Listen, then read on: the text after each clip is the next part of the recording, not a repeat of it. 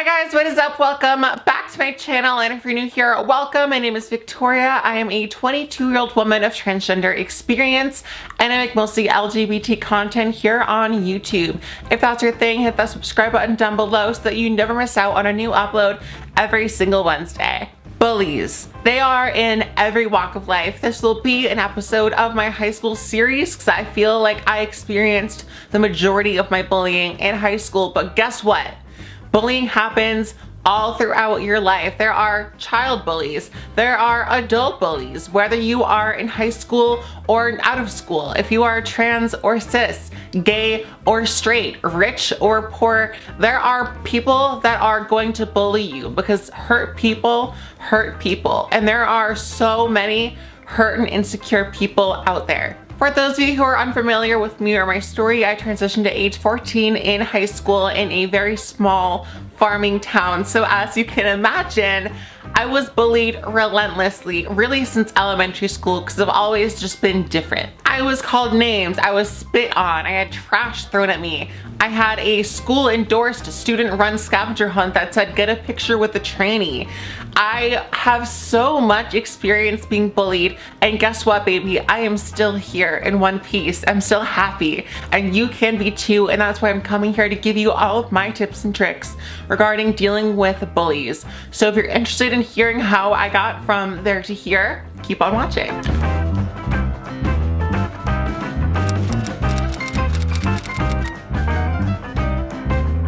Bullied was really tough. You know, I would go into school every day, really, but like I said, from elementary school on, and of course it got worse when I transitioned. Every day going to school felt like a fight, and wherever you are that you're being bullied, whether it's school or your place of work or even at home, it can feel like you're walking into a fight every day because a lot of the times you are.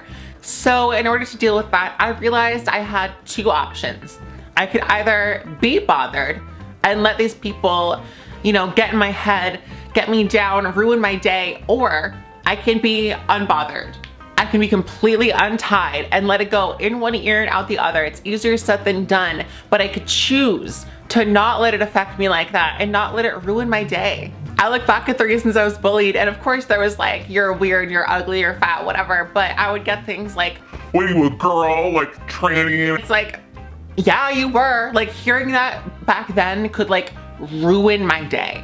And now, like, even I mean, I have a YouTube channel. If you go through my comments enough, I'm sure you'll see plenty of bullies, and it just doesn't affect me the way it used to. Being bullied can be one of the loneliest times of your life because the main tool the abusers use is isolation. They want you to feel like you have no one to turn to. They want you to feel like all of your peers hate you, and that's not true. You are not alone, and it is up to you to make sure that you have people in your corner fighting for you. You have that support system at home, you have that support system at school, and you have that support system of friends. If you are being bullied in school, the first thing I'm going to tell you is snitch on them.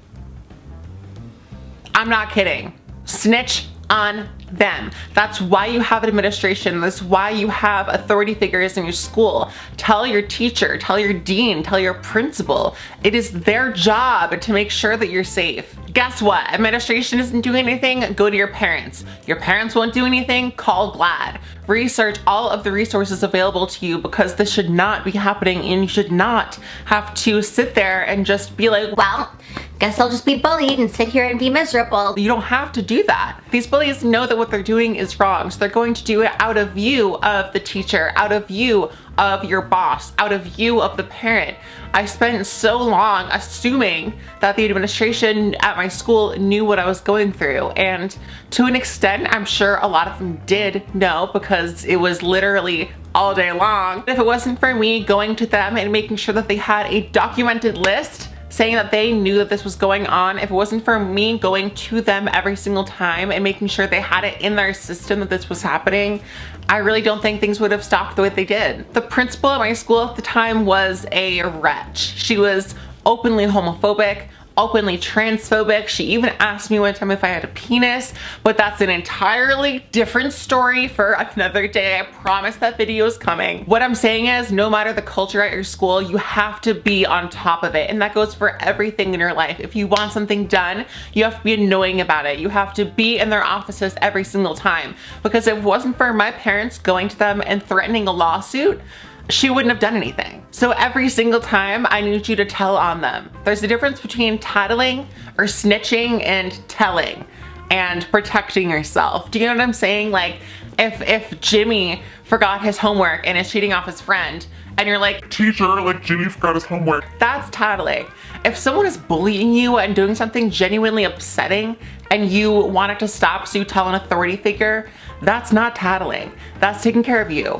The reason I'm starting off saying to tell on them and not necessarily to stand up for yourself is I had many times told people to knock it off.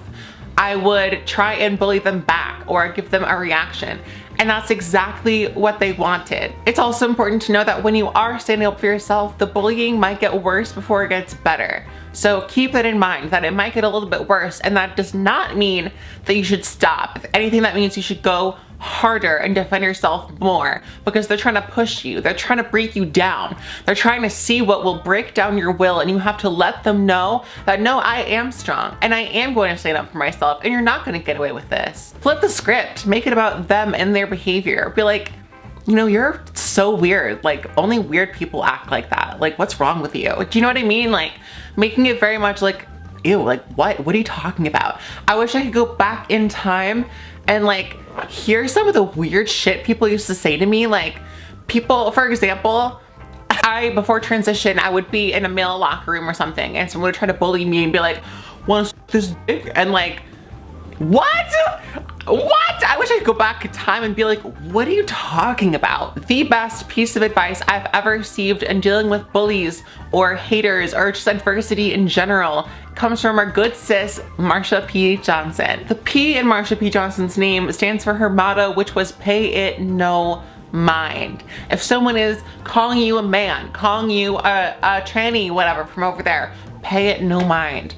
Someone is trying to take a cheap shot and spit on you or something, pay it no mind. Back in Marsha's time in the United States, you could get arrested for being transgender. Cops, authority figures, the ones that I'm telling you to go to, were the antagonists, were the people that were gathering her up, that were bullying her. And her motto in her life was pay it no mind. And that is something that I try to carry with me all the time, because you know what, if I sat down and I was reading through my YouTube comments and really like letting it get to me, I would boohoo cry all the time.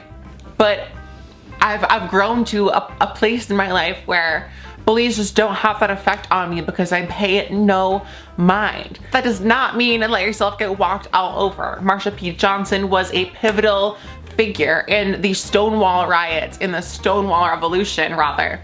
And when she was being mistreated, when her people were being mistreated, she stood up to make change. That is exactly what you need to do. If you don't like the way you're being treated in school, change it. If you don't like the way your school is handling the way you're being treated, change that. If you don't like the way your state's laws protect you from being bullied, change them.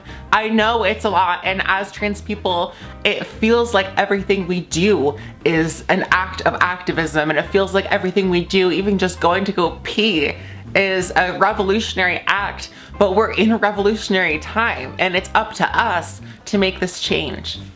Bullies are sad people, they're hurt people, and they want to keep you down. Please do not let them. Alright, thank you all so much for watching. I really hope this video helped you. Like I said, this is an episode in my high school series, but it really applies all through life, because just because you're out of school doesn't mean you'll never face a bully ever again. And especially for our trans people out there, people feel like they can say whatever they want to us, and we gotta change that. I really hope this video helped you. If you know anyone that is being bullied or might need a little bit of guidance or just love and support, send them this video. If you enjoyed it, please consider subscribing. I make new videos every single Wednesday and a bonus one about once a month. I will link all my social media in the description box right down below so you can follow me there. I am much more active on Instagram than I am on here. If you want to participate in polls and Q&As and things like that, make sure you stay up to date on what is poppin' on my Instagram. I will also link all of my LGBT merch, my Depop, and my WISIO, where you can send me all of your questions and requests and get a video response or a FaceTime call in return. Thank you all so much for watching this video, and until I see you next Wednesday, good luck, I love you, bye.